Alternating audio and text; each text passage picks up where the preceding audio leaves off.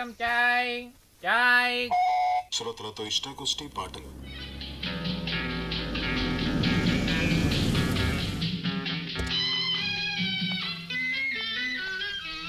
అది ఒక ఇదిలే అతనికి తగులే సరికొత్త సరసాలు సరదాలు చవి చూపెలే ఎనలేని సుఖమెల్ల తన తోటి దని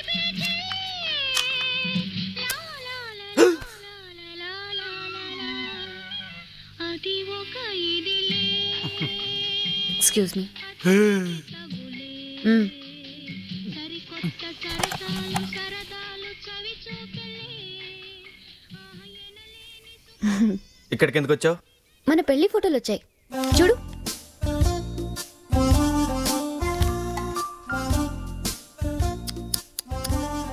ఎంత ట్రిమ్గా ఉండేవాడివి, ఎలా అయిపోయావు చూడు.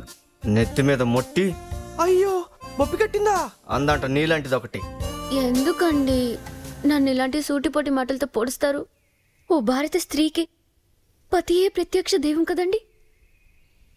మీరే నా దైవం.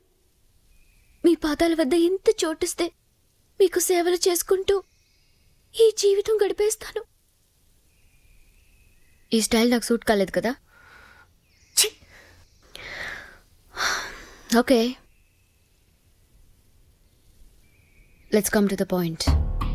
ఈ నాటకం ఇంతటితో వదిలేద్దాం, ఇంక్లూడింగ్ ది మ్యారేజ్.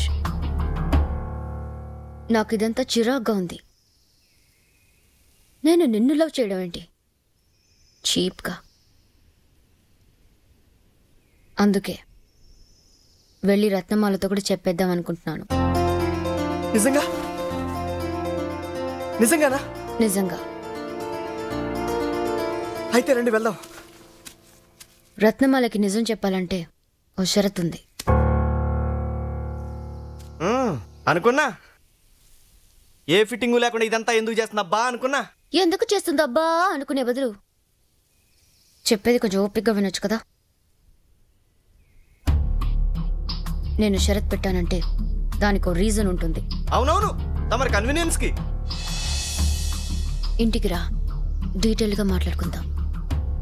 నేను చెప్పినట్లు చేసావనుకో, రత్నాన్ని నేను కలిపేస్తాను, మీ కాపురాన్ని మళ్ళీ నిలబెడతాను. బాగా ఆలోచించుకో.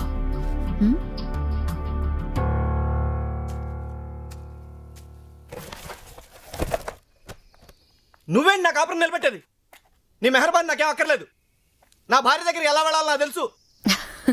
అందుకేనా కాలుగాలిన పిల్లిలా మీ కాలనీ చుట్టూ తిరుగుతున్నావు? ఇంటికొచ్చి షరత్లు ఒప్పుకున్నావనుకో, నెక్స్ట్ మినిట్ రత్నం దగ్గర ఉండొచ్చు. చెప్పింది ఆలోచించు.